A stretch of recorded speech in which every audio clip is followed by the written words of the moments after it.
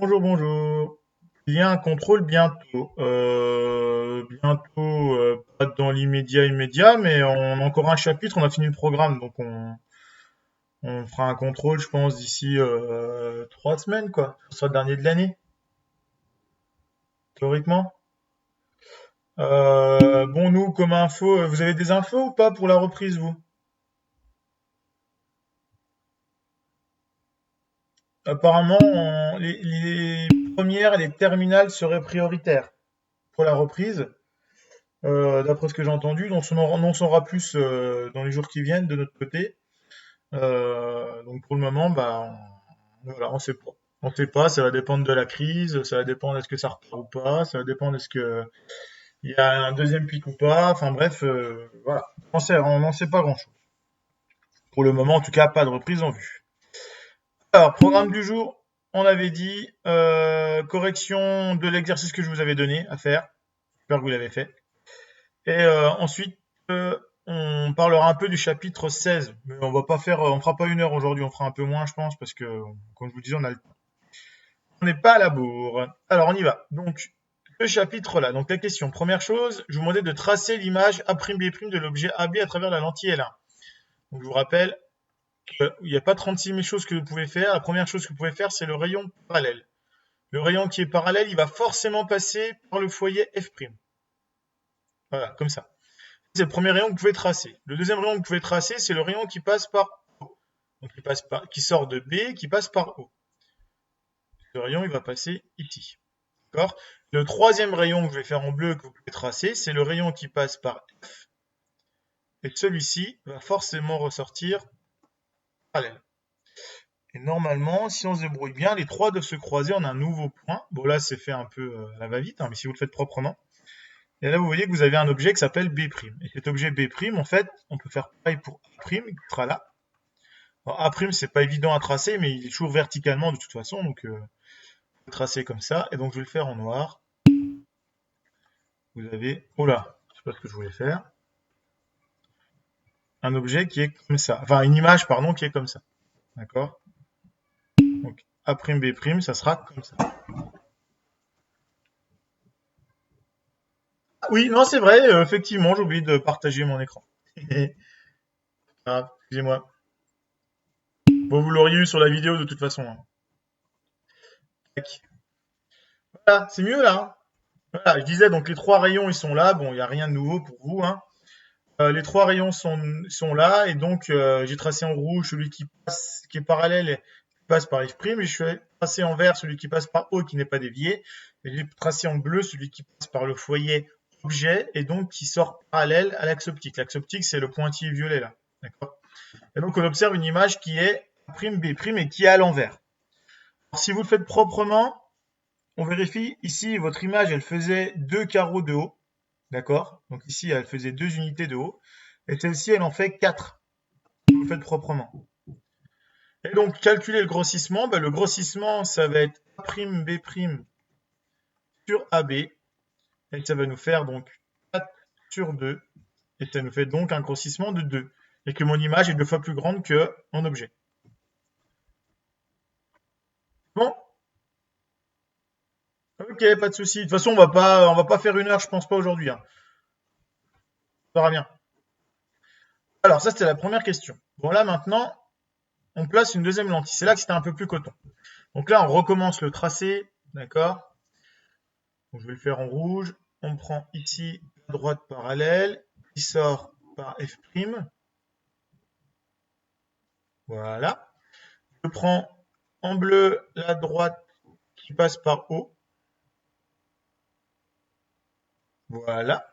Et en vert, prends en vert la droite qui passe par F. Donc vous, il fallait que vous le fassiez à la main, hein. À la main avec une règle. Et là, vous observez que tout se croise.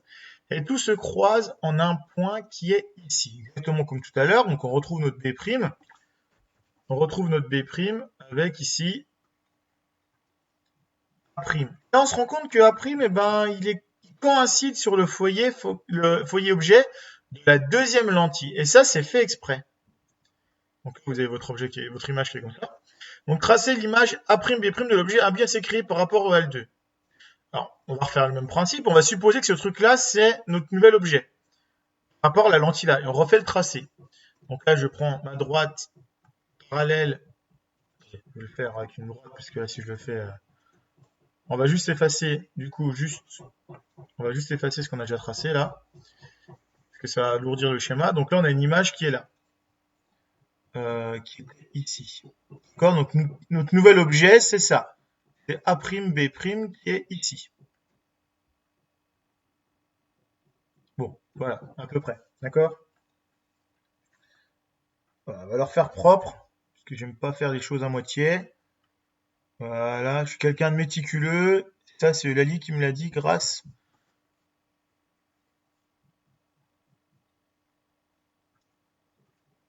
à l'astrologie. Voilà. Alors, donc on trace les droites. Donc première droite, on va la placer ici. D'accord? Celle qui est parallèle et qui sort par F'. Là, voilà. Pareil en bleu, je vais faire la droite qui passe par le centre et qui est déviée. Et là, on se rend compte de quelque chose. C'est-à-dire que quoi qu'on fasse, ces deux droites ne se rencontreront jamais. Donc l'image de A'B', en fait, ça on l'avait pas vu encore, on l'avait vu, mais à l'inverse, on avait vu qu'un objet à l'infini, l'image se formait sur le plan focal image. Et ben le symétrique, c'est qu'un objet placé sur le plan focal objet, ben, son image elle est à l'infini. Que concrètement, comment est-ce qu'on va noter ça? On va noter ça comme ça. A seconde et B seconde sont à l'infini. Donc l'infini, on le note comme ça, d'accord? En fait, l'image, elle se formera, mais très très loin, 10, 15, 20 mètres, plus que ça. D'accord? Est-ce qu'on peut calculer le grandissement? Ben non. Non, on ne peut pas. Pourquoi on ne peut pas? Parce qu'on n'a pas d'image réelle. On n'a pas d'image. Donc on ne peut pas mesurer la taille de l'image. C'est pas possible. Au-dessus tutelle, donc l'image, elle se situe à l'infini. Alors, pourquoi sur une unité astronomique ne parle-t-on pas de grandissement mais de grossissement? En fait, tout simplement, sur une unité astronomique, on va mesurer l'angle ici, d'accord? Par rapport à l'angle d'entrée. Quand vous regardez un objet lointain, vous allez voir l'angle d'entrée. Donc, si vous regardez une étoile qui est très lointaine, et ben, vous allez pouvoir regarder l'angle de sortie par rapport à l'angle d'entrée ici. Vous allez comparer en fait l'angle d'entrée là, ici, à l'angle de sortie ici à la fin.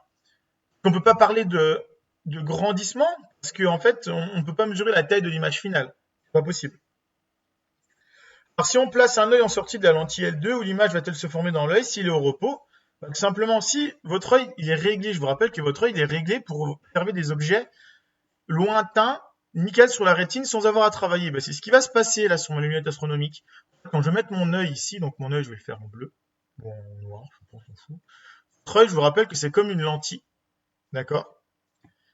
Et en fait, le fond de l'œil, c'est votre rétine. Alors, je vais le mettre, je vais faire un rond. Un peu trop gros celui-là. Est-ce que je peux le déplacer? Non, si, celui-là.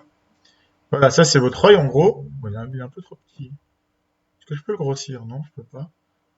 Il veut pas? Non, il veut pas. Je le refais plus gros. On va faire comme ça. Voilà, ça c'est votre œil, d'accord? Attendez, je vais déplacer la page qu'on voit mieux.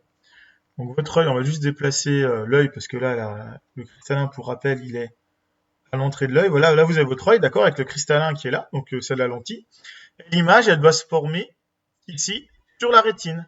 Je rappelle que la rétine, c'est ce qui est ici. D'accord? La rétine, elle est au fond. Et donc l'image, si on veut que l'image qui vienne de l'infini se forme sur la rétine, ben, il faut que le foyer de ma lentille soit ici.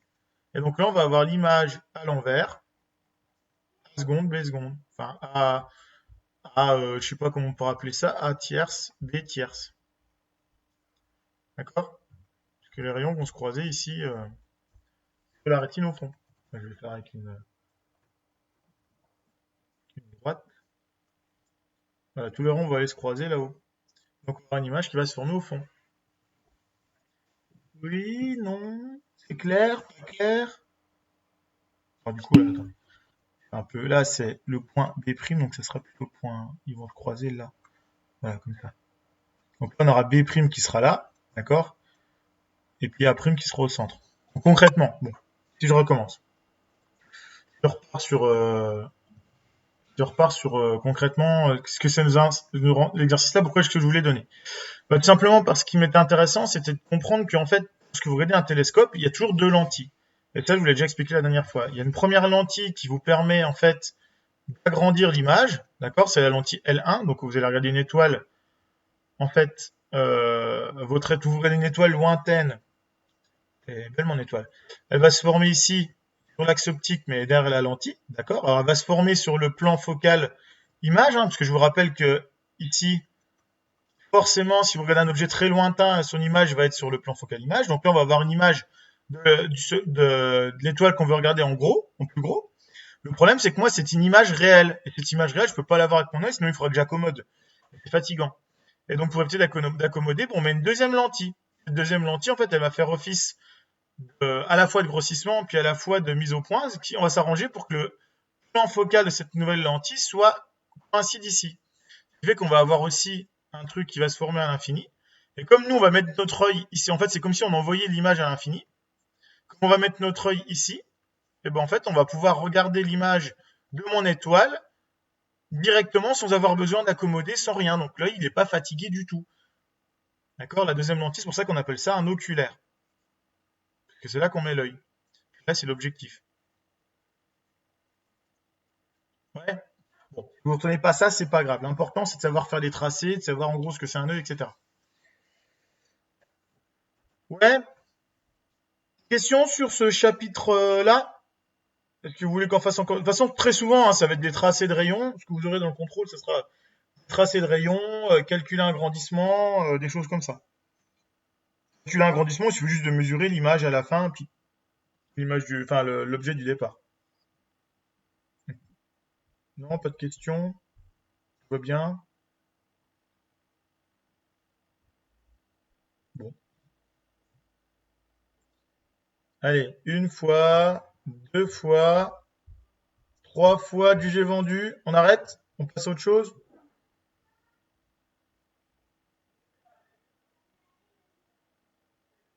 Oui, non, pas bon. Allô, il y a quelqu'un? Si vous voulez, on peut en faire, oui, pas de souci. De toute façon, prenez votre bouquin, hein, on peut en faire plein. De toute façon, c'est toujours un peu le même principe à chaque fois.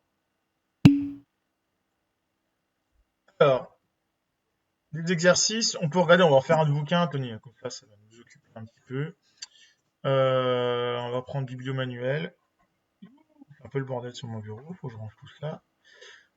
Alors, qu'est-ce qu'il nous fait? On y va. J'ai commencé à regarder. Donc, il nous restera un chapitre, mais ça va être coton de faire le chapitre 16 sans. Je vois comment on va se débrouiller, ça va être coton. On va voir. Alors, attendez, hop. Je vais enfin trouver le bouton pour revenir sur le mode normal. Donc, le chapitre 16 sera de l'électronique, je sais que vous adorez ça. Alors, qu'est-ce qu'on peut faire?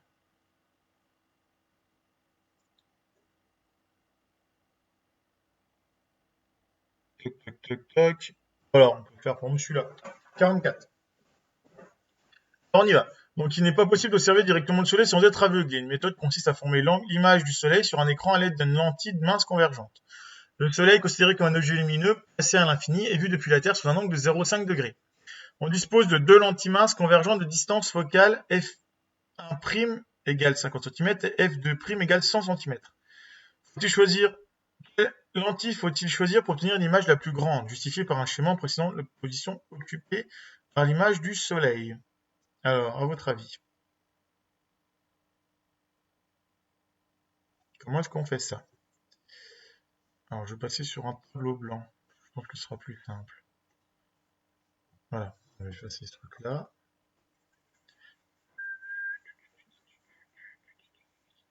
Bon, alors notre soleil, on va supposer que c'est un rond, d'accord? On va le mettre rouge. Oula, un rond, j'ai dit. Voilà. Bon, on va le mettre noir, c'est pas grave, qui est loin. Par contre, ce qu'on sait, c'est que lorsque on va le mettre face à une lentille, en fait, on va le voir avec un angle de 0,5 degrés. Donc, si ça, c'est l'axe de ma lentille, ce qu'on appelle l'axe optique, et que je mets une lentille ici,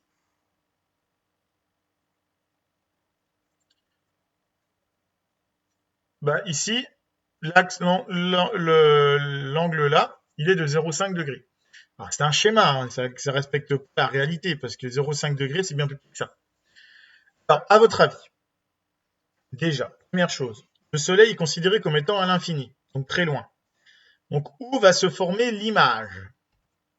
Je vous attends. Où va se former l'image si l'objet est très loin?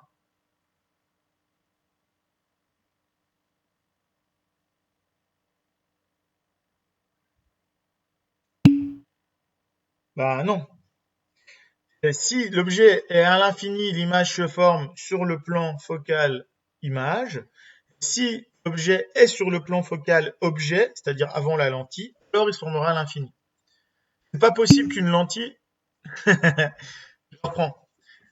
Si il y a pas 30 000 possibilités. Première possibilité, c'est ton objet, il est sur F, il est ici ton objet, d'accord? Dans ce cas-là, l'image elle sera à l'infini. Tu vois, si je fais un tracé de rayon, ça va être à l'infini. Donc ça, c'est la première possibilité. Celle-ci, je l'ai pas mise dans le cours. C'est celle que je vous ai fait faire en exo. Par contre, là, ce qui est dans le cours et ce qui est écrit noir sur blanc, pour le coup, c'est qu'un objet qui vient de très loin, donc des rayons lumineux qui viennent de très loin, ils vont tous aller se croiser en F'. D'accord? Donc là, dans le cas de mon soleil, on sait forcément que l'image du soleil, elle sera en F'. Donc si la lentille, elle a F' ici, l'image de mon soleil, bah, ça sera un rond qui sera ici. Ouais? Oui, non.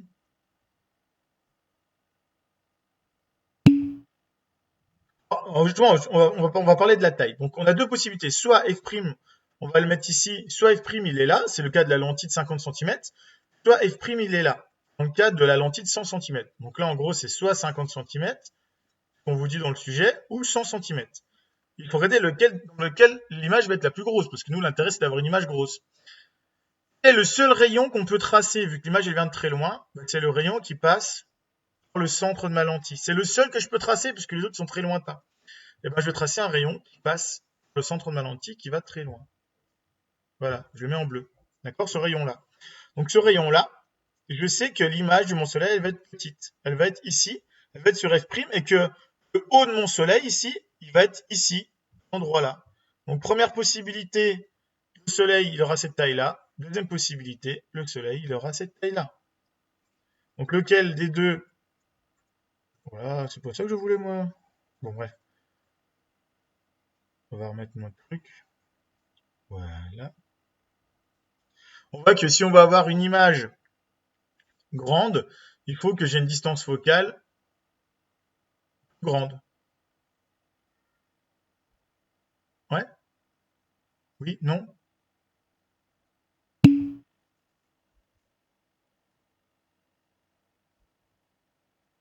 Donc c'est pour ça que comment dire, quand vous regardez un instrument d'optique, il y a deux choses qui sont importantes quand vous regardez un télescope. Le télescope, il y a l'entrée, l'ouverture de l'entrée. Pourquoi? Parce que plus votre tube est large, plus vous rentrez de lumière. Et après, il y a la longueur du tube. Plus le tube il est long, mieux c'est, parce que plus votre image elle va être grosse. D'accord? Et donc les gros télescopes, les plus gros du monde, il y en a des gros en France, ils font de l'ordre de quasiment 2 mètres de large et sur une hauteur de 15-20 mètres. Ça permet d'avoir une image grosse et assez lointaine, assez nette, pour avoir le maximum de lumière. Bon, je simplifie, hein, parce que c'est un peu plus complexe que ça, mais en gros c'est ça. C'est de faire un autre exo. Alors calculer la taille de cette image, bah après il faudrait faire un schéma. Alors comment est-ce qu'on fait ça? Ben ici, si vous avez 0,5 degrés, ici c'est comme si vous avez un triangle avec un angle de 0,5 degrés, d'accord? Et donc 0,5 degrés, nous on cherche l'image là. Alors imaginons que ça fasse 50 ici, on a dit. Bah, qu'est-ce qu'on va utiliser à votre avis? Allez, je vous laisse réfléchir. Si on veut calculer A', B', comment est-ce qu'on peut calculer la hauteur là? On a un triangle rectangle avec un côté ici qui vaut 50 cm. Dans ce triangle rectangle, ce côté-là, c'est le côté adjacent à l'angle. Ça, c'est le côté opposé à l'angle, et donc opposé sur adjacent, c'est opposé sur adjacent. Je vous écoute. Ouais, ça s'écrit pas comme ça, mais ouais, c'est ça. C'est tangente. Et donc du coup, on en conclut que tangente de l'angle 0,5 degrés, c'est égal à l'opposé, donc A'B', sur adjacent, donc OF', si on l'appelle OF1'. Et donc, on en conclut que, ce qu'on cherchait, A'B', A'B', c'est égal à 50 cm, donc mis en mètres, ça fait 0,5, fois tangente 0,5. Et on va faire le calcul. Donc ça, il faut le faire à la calculatrice. Hein. 0,5 fois trig tangente 0,5. Et on trouve 0,0044. Donc ça fait 0,004, soit 4 mm. D'accord? Ça, c'est pour en réalité. On prend une focale de 50 cm. Si maintenant on prend une focale de 100 cm, ici, ce sera 1, donc le double. Donc du coup, l'image, elle sera, on va l'appeler A seconde, B seconde. Ça va être 1 fois tangente 0,5, toujours pour le deuxième cas. On met 1 parce que 100 cm, ça fait 1 mètre, hein, pour information. Et on va trouver 8 mm. On trouve une image 2 fois plus grosse.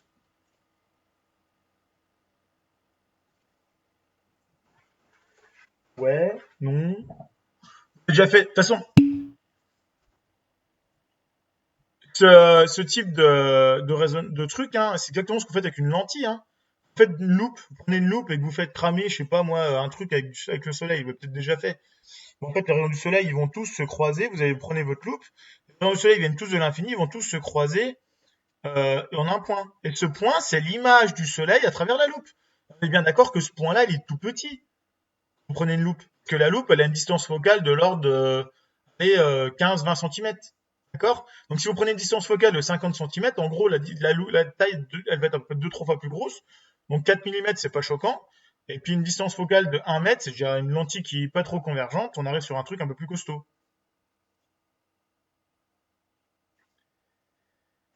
Ouais.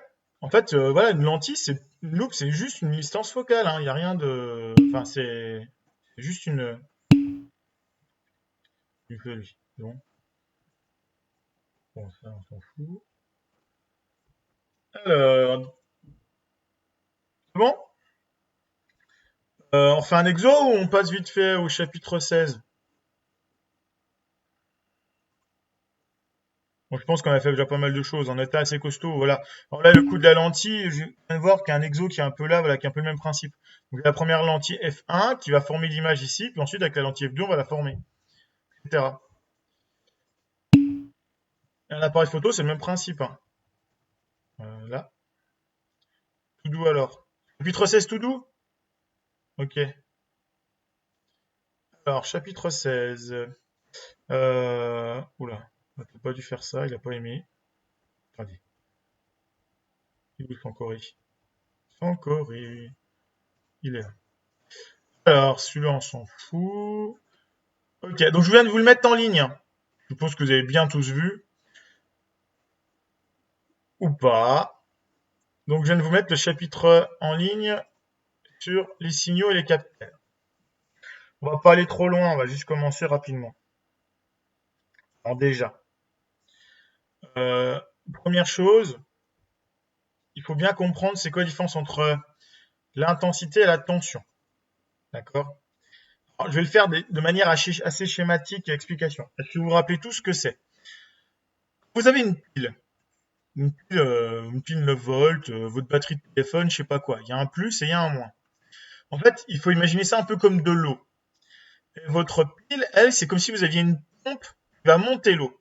Donc en fait, quand vous avez 9 volts, ça veut dire qu'elle va monter, on va imaginer en faire une analogie, c'est comme si vous montiez de l'eau à 9 mètres. Donc la tension, c'est la différence entre deux points, deux altitudes. Par exemple ici, si vous mettez une lampe, vous mettez deux lampes, d'accord, en série. Et ben ici, votre tension, vous êtes à 9 mètres ici, d'accord. Et si les deux lampes sont identiques, c'est-à-dire qu'à chaque fois, à chaque fois que vous traversez un récepteur, une lampe, un moteur ou je sais pas quoi, la tension elle chute. Ça veut dire qu'en gros, il y a moins haut, si vous voulez. Donc là, si les deux lampes sont identiques, en fait, on va pouvoir dire qu'ici, il y a 4,50 m. Donc en gros, 4,5 volts. Et ici, en haut, on arrive tout en bas, donc on est à 0 volts. Donc concrètement, si on fait un schéma avec une pompe avec de l'eau, comme si vous aviez une pompe qui montait de l'eau avec un tuyau, d'accord, en haut sur une rivière, par exemple. Au niveau de la première lampe, vous avez une chute d'eau qui fait 4,5 mètres. C'est la première chute d'eau. La tension au bord de la première lampe. Et ensuite, vous avez une deuxième chute d'eau, exactement la même. Et à la fin, vous retrouvez bien avec un tuyau qui a 0 A. C'est pas terrible. Je vais le faire comme ça. Vous avez une deuxième chute d'eau, d'accord. Et après, votre eau, elle retourne au départ. Et le départ, il a 0 mètre d'altitude. D'accord. C'est comme si vous montiez à 9 mètres de haut. L'eau, elle coule là. Elle reste à 9 mètres de haut. Elle coule ici, elle descend. Donc là, il y a une chute de tension, c'est à cause de la première lampe, etc. Alors, toujours en gardant l'analogie là, l'intensité, elle, c'est le volume d'eau qui passe, c'est-à-dire la quantité d'électricité qui passe dans mon tuyau. Et là, vu qu'on est dans une seule boucle, l'intensité, elle est partout la même. Quoi?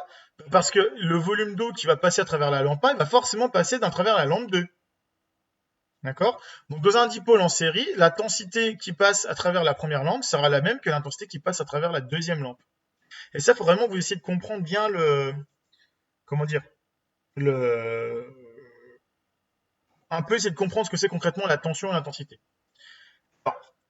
Première chose, la loi des nœuds. La loi des nœuds, vous l'avez déjà fait au collège. La loi des nœuds, elle dit quoi? Elle dit que lorsque vous avez une pile et que vous avez une intensité et que vous avez plusieurs circuits, et ben si ici vous avez une intensité I1 qui arrive ici, et ben en I2 plus I3, par exemple, on va les regrouper ici, d'accord? Ici, je sais pas, moi j'ai une lampe et puis ici j'ai une deuxième lampe. Et ben I1 c'est égal à I2 plus I3. Et ça, c'est logique. Parce que c'est comme si vous aviez un tuyau d'eau, d'accord, qui arrive et qui limite de l'eau, et puis il y a une partie de l'eau qui va d'un côté, puis une partie qui va de l'eau. Donc forcément, toute l'eau qui venait d'ici, on va la retrouver répartie dans les deux. Ben, c'est pareil pour là, c'est la loi des nœuds. Je vous rappelle quelque chose? Oui, non, vous en foutez, je n'aimez pas.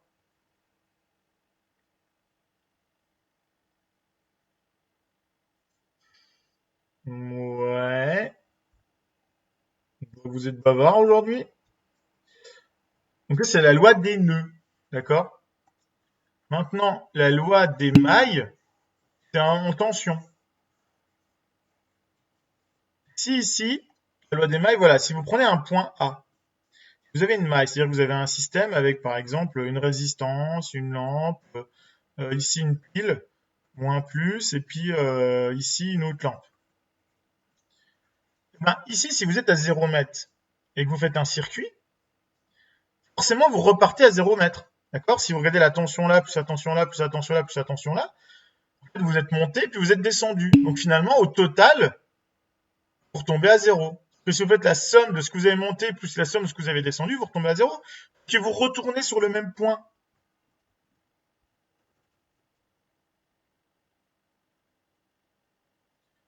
Alors, donc s'il y a 9 volts à la première lampe, il y aura 9 volts, mais à la deuxième, il y aura moins de volts. Alors, dans quel schéma? Dans le deuxième ou dans le premier que j'ai fait?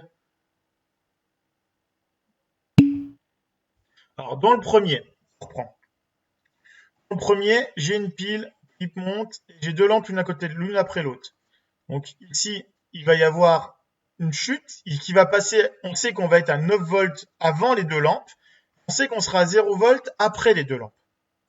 Et donc forcément, si les deux lampes sont identiques, parce que si elles ne sont pas identiques, c'est pas forcément égal, mais si elles sont identiques, ça veut dire que la chute, elle va être répartie en deux trucs égaux. Donc la première lampe, elle va subir une tension de 4,5 volts, et la deuxième lampe, elle va avoir la même tension, 4,5 volts. Donc en fait, une qui est à 9 mètres, l'eau elle descend, elle s'arrête à 4,5, et elle redescend jusqu'à 0 mètre. Donc la tension au bord des deux lampes, elle est finalement la même. d'accord? L'intensité aussi. Mais la tension, elle est la même. Attention, parce que les deux lampes sont identiques. Si les deux lampes sont différentes, il peut très bien y avoir une tension de 1 volt et puis une autre de 8 volts. Mais ce qui est sûr, c'est que la somme des deux, ça fera 9. D'accord? Par contre, l'intensité, c'est un même tuyau. Le tuyau, il passe dans les deux lampes et c'est le même tuyau. Donc là, c'est l'intensité, elle sera partout la même. L'intensité qui passe là, ce sera la même que l'intensité qui passe là, ce sera la même que l'intensité qui passe là. Ça, c'est le cas dans un circuit en série. Dans un circuit en dérivation. Ça, normalement, vous l'avez déjà fait au collège. Hein. Ici, si je repars sur mon circuit, 9, je suis à 9 volts. Ici, je mets une lampe là et une lampe là. Et là, on a 0 volts. Donc là, on a 9 mètres, enfin 9 volts, pardon, avant de passer dans les lampes. Et on arrive en bas à 0 volts. Que je passe par ce chemin-là ou que je passe par ce chemin-là, j'aurais quand même descendu 9 volts. Donc là, les lampes, les deux sont à 9 volts de tension. Elles sont identiques. De toute façon, si elles sont pas identiques, ça change rien. Elles seront comme à 9 volts. Que là, quoi qu'il arrive, on passe d'un point avant la lampe où je suis à 9 volts et j'arrive à un point après la lampe où je suis à 0 volts. Donc forcément, la tension entre les deux, elle est de 9 volts. Par contre, là, l'intensité, elle va être divisée. Pourquoi? Parce que ici, si j'ai une intensité qui arrive ici, il y a une partie de l'eau qui va passer vers là et une partie de l'eau qui va passer vers là. Donc l'intensité va pas être la même. Si les deux lampes sont identiques, effectivement, il y aura la même intensité. Que le débit il va dépendre de ce que vous mettez dans le circuit. Oui, je retrouve pas. C'est bon?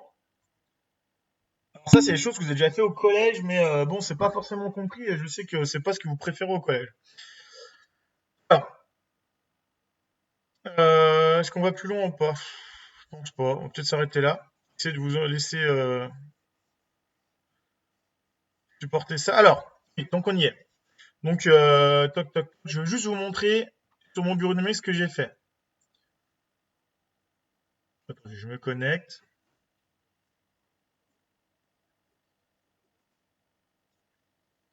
Tac. Attends, on regardera ça après. Alors, voilà. Donc, j'ai fait le chapitre 16 sur mon bureau numérique. Je vous ai mis le chapitre avec le résumé, d'accord? Vous pourrez le regarder tranquillement à tête reposée.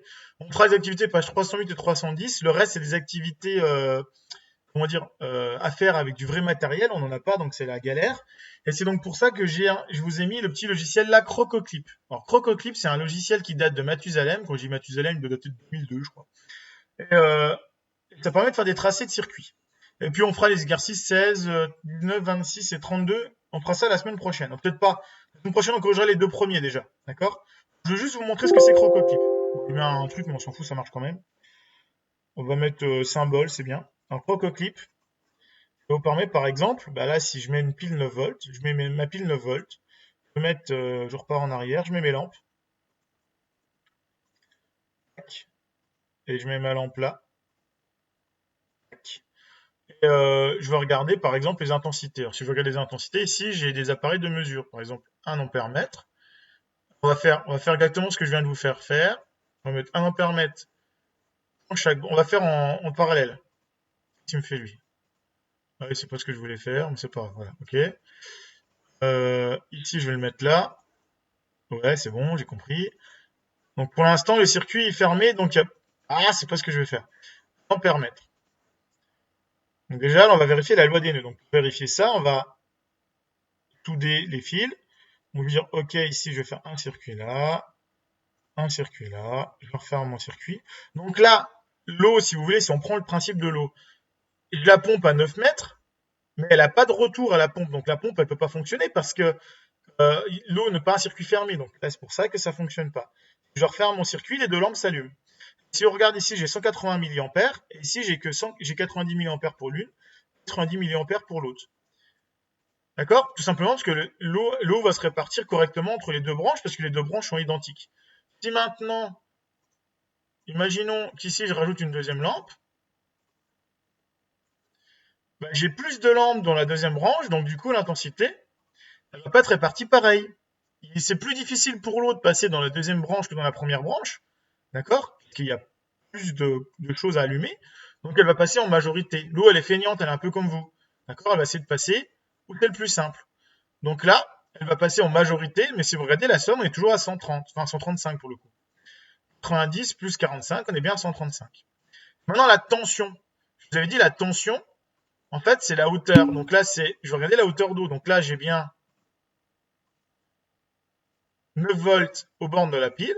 Et si vous regardez ici, je vais bien avoir 9 volts ici aussi, si je prends aux bornes des deux lampes.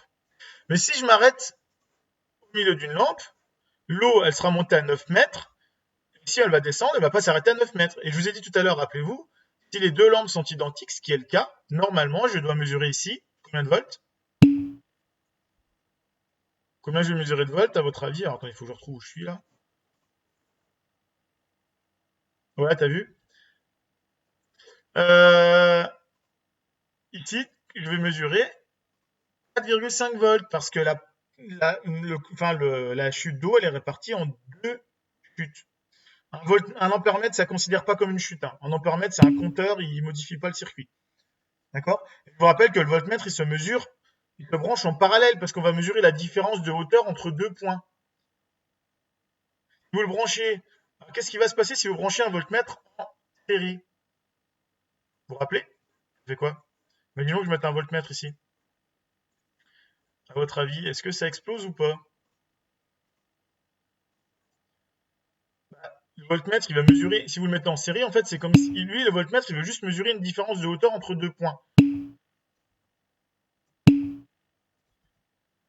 Le voltmètre, il mesure la différence entre deux points. Donc, on veut pas qu'il y ait de l'eau qui passe dedans. On veut pas qu'il y ait de courant qui passe dans le voltmètre. Donc, le voltmètre, il a une super grande résistance. C'est comme si c'était un interrupteur ouvert.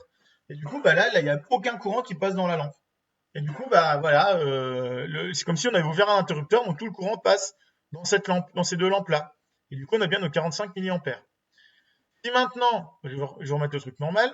Bon, donc, en gros, si vous vous plantez avec un voltmètre, c'est pas trop grave. Par contre, ce qui est plus grave, c'est si vous vous plantez avec un ampère-mètre. Imaginons qu'on mette un ampère-mètre en dérivation. Je vais le mettre comme ça, je vais mesurer la différence entre là et là. Ben là, ça aime pas. Pourquoi ça aime pas? Vous avez vu ces effets énormes là, ces effets spéciaux d'explosion? Simplement parce que ici, lorsque vous faites ça, votre voltmètre, votre ampèremètre, pardon, c'est comme un compteur. Je vous ai dit, lui, il modifie pas le courant.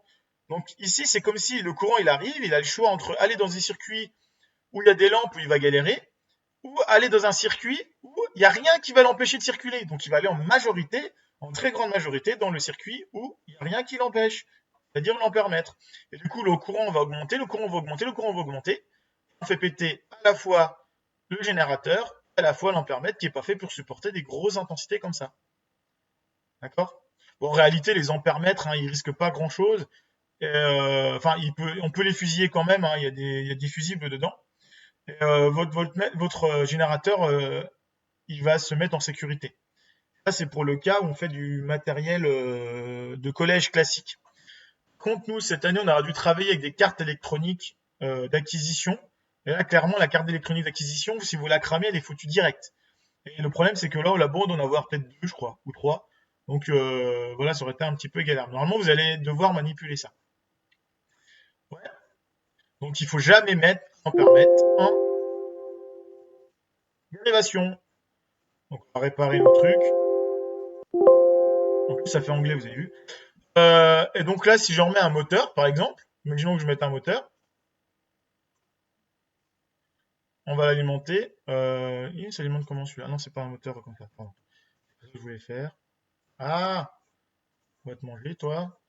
Elle est où le moteur? Oui, il est là-dedans, normalement. On va mettre un moteur.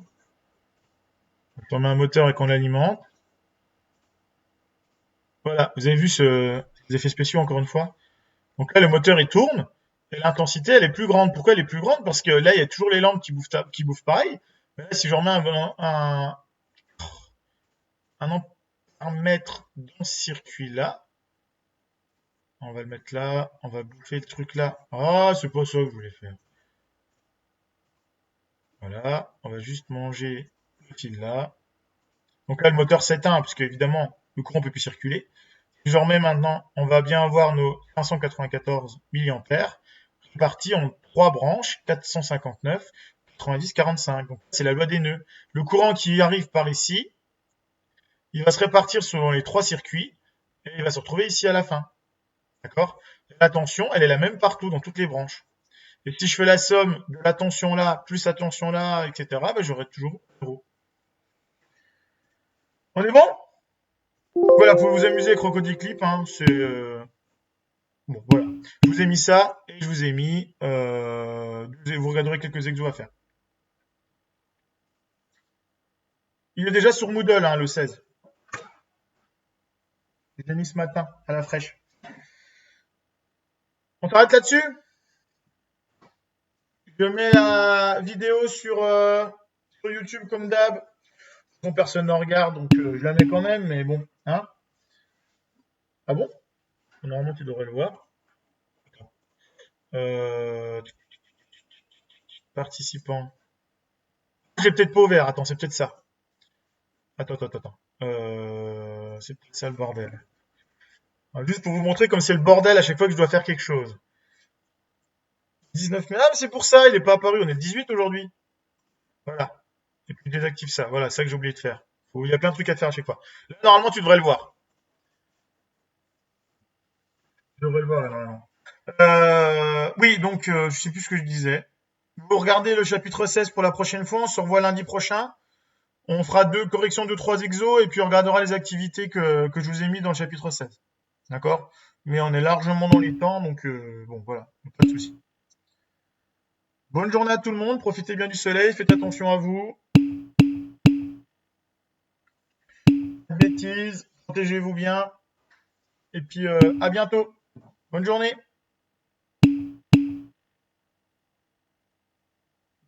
J'imagine.